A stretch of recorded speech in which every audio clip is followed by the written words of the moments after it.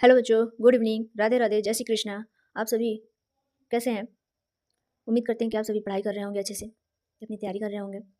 हमने कुछ क्वेश्चन जब प्रकरण पर देखा था, एमसीक्यू देखा था। आइए दूसरे अध्याय में देखते हैं, नियंत्रण एवं समन्वय यानी कंट्रोल एंड कोऑर्डिनेशन पर कुछ क्वेश्चन देखते हैं। तो पहला क्वेश्चन हमारा है, घ्राण संवेदी ग्राही हमारी कौन सी ज्ञान इंद्री में स्थित होते हैं? जो घ्राण संवेदी ग्राही होती है, हमारी कौन सी ज्ञान इंद्री में स्थित होती है? तो पहला ऑप्शन दिया है कर्ण, दूसरा है नाक, जीभ, त्वचा। तो घ्राण संवेदी का मतलब ये हुआ कि जो स्मेल यानी सूंघने की जो क्षमता होती है वो ग्राही कहाँ से होती है? तो इसका सही आंसर होगा बच्चों नाक। आइए दूसरा क्वेश्चन देखते हैं, रस संवेदी ग्राही हमारी कौन सी ज्ञान इंद्रिय में स्थित होते हैं? जो रस संवेदी ग्राही होती है हमारी कौन सी ज्ञान इंद्रिय में स्थित होती है? तो पहला दिया है नाक, जीभ, त्वचा। तो इसका सही आंसर होगा बच्चों जीभ। आइए तीसरा क्वेश्चन देखते हैं, निम्नलिखित में से कौन सा पादप हार्मोन है? इसमें से कौन से पादप हार्मोन है?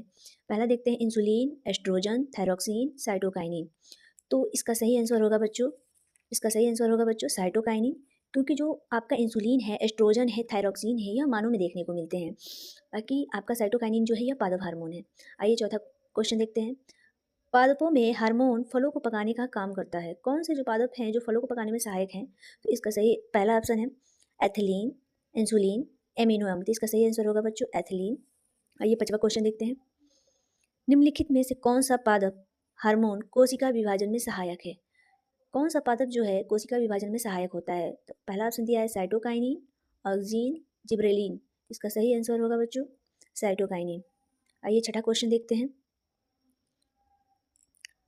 मस्तिष्क का कौन सा भाग शरीर की स्थिति तथा संतुलन का अनुरक्षण करता है? जो मस्तिष्क का भाग होता है वो कौन सा भाग है जो शरीर की स्थिति को बनाए रखता है और संतुलन का अनुरक्षण करता है?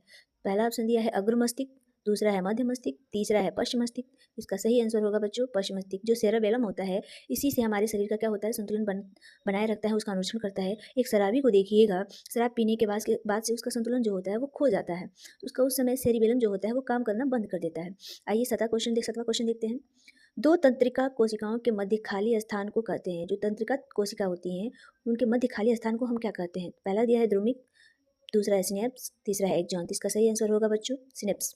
आइए आठवां क्वेश्चन देखते हैं, निम्न में से कौन सा अंग संवेदी ग्राही नहीं है?